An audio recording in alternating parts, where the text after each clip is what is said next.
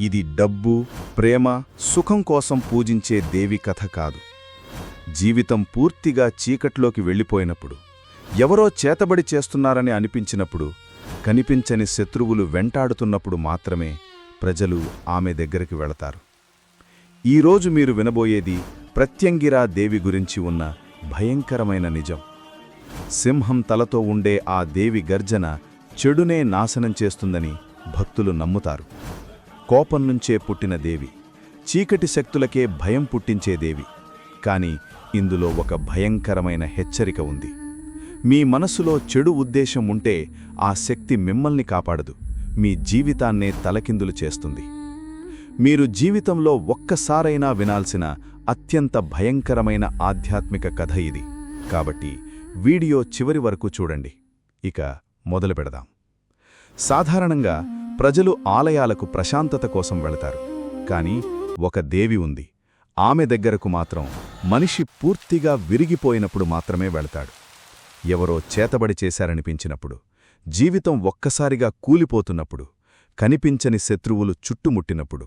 ఆమె పేరు ప్రత్యంగిరా దేవి. ఆమెకు స్త్రీ శరీరం, సింహం తల. ఆమె నవ్వివ్వదు, గర్జన ఇస్తుంది. ఆ గర్జన ప్రపంచాన్నే కంపింపజేస్తుందని చెబుతారు. ఆమెను తిరిగి దాడి చేసే దేవి అని కూడా అంటారు. ఎందుకంటే భక్తులపై వచ్చే చెడు శక్తి అక్కడే ఆగిపోదు, దాన్ని పంపినవాళ్లకే మరింత బలంగా తిరిగి వెళుతుందని నమ్మకం.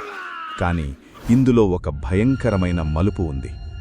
మీ హృదయంలో ద్వేషం, ప్రతీకారం, చెడు ఆలోచనలు ఉంటే ఆ ప్రభావం మీ శత్రువుపై కాదు, మీమీదే పడుతుంది. ఆమె శక్తిని అర్థం చేసుకోవాలంటే ఆమె జన్మ కథ తెలుసుకోవాలి. హిరణ్యకశిపుడిని సంహరించడానికి విష్ణుమూర్తి నరసింహ అవతారం తీసుకున్నప్పుడు, అసురుడ్ని చంపిన తర్వాత కూడా ఆయన కోపం తగ్గలేదు. ఆ రౌద్రం అంత భయంకరంగా పెరిగింది, సృష్టే కంపించడం మొదలైంది. దేవతలందరూ భయపడ్డారు. అప్పుడు శివుడు శరభరూపం తీసుకున్నాడు. అదొక మహాభయంకరమైన పక్షి మృగరూపం. నరసింహుణ్ణి శాంతించడానికి వచ్చిన ఆ రెండు మహాశక్తులు ఘోరంగా ఢీకొన్నాయి. ఆ ఘర్షణ వల్ల సృష్టే అంతమవుతుందనిపించింది. అప్పుడు శివుడి మూడో కన్ను నుంచి ఒక భయంకరమైన శక్తి బయటకు వచ్చింది. ఆమె ప్రత్యంగిరా దేవి. ఆమె సాధారణ దేవి కాదు, ఆమె స్వరూపమే ఉగ్రశక్తి. సింహం ముఖంతో, అగ్నిలా మండే కళ్లతో ఆమె ఆ ఇద్దరి మధ్య నిలబడి ఒక గర్జన చేసింది. ఆ ఒక్క గర్జనతో నరసింహుని కోపం, శరభుని రౌద్రం రెండూ క్షణాల్లో శాంతించిపోయాయి. అందుకే ఆమెను ఆపలేనిదాన్ని ఆపే శక్తి అంటారు. ఈరోజు కూడా ఆమె ఆలయాల్లో జరిగే ఒక రహస్యమైన హోమం ప్రజల్ని ఆశ్చర్యపరుస్తుంది. దానిని ప్రత్యంగిరా హోమం అంటారు. ఈ హోమంలో 100 కిలోల ఎండుమిరపకాయలను అగ్నిలో వేస్తారు. సాధారణంగా అంత మిరప పొగ ఉంటే అక్కడ ఉన్నవాళ్లు ఊపిరి కూడా పీల్చలేరు. కాని భక్తులు చెప్పేది మాత్రం వేరే. పొగ కళ్లను కాల్చదట, దగ్గు రాదట, మిరప వాసన కూడా ఎక్కువగా అనిపించదట. ఎందుకంటే ఆ మిరపలోని వేడిని, భక్తులపై ఉన్న కోపం, అసూయ, చేతబడి, చెడు శక్తిని దేవి స్వయంగా తీసుకుంటోందని నమ్మకం. కాని పూజారులు ఎప్పుడూ ఒక హెచ్చరిక ఇస్తారు.